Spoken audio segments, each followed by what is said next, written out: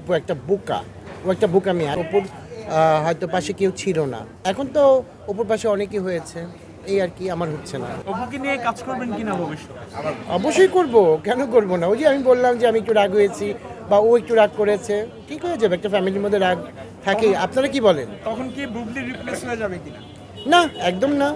আমাকে কিন্তু অপু কখনোই বলেনি বা বুবলিও কখনো বলেনি যে ওকে নিয়ে কাজ করো না বা ওকে নিয়ে কাজ করো না। ও সবসময় বলে থাকে, বুবলি সবসময় বলে থাকে, দাদা আপনি কোরিওগ্রাফার, আপনি সবাইকে নিয়ে কাজ করবেন। অপু কিন্তু তাই বলে যে তুমি সবাইকে নিয়ে কাজ করবা দাদা।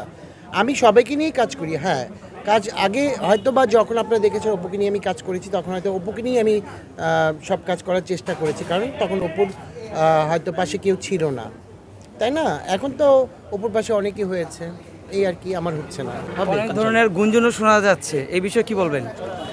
গুঞ্জন আমি বিশ্বাস করি না। দেখেন, অপু কিন্তু আমার মতে খুব সহজ সরল, হাসি খুশি। সবসময় আমি বলে থাকি অপু একটা বোকা, ও একটা বোকামি, আসলে বোকামি। ও সবাইকে ভালোবাসে, তো খুব পছন্দ করে, এর জন্য ওকে নিয়ে বেশি মানে মানুষ সমালোচনা করে। বলছি নতুন করে সম্পর্কে জড়িয়েছে, এই বিষয়ে কি বলবেন? না, একদমই না, আমি বিশ্বাস করি না।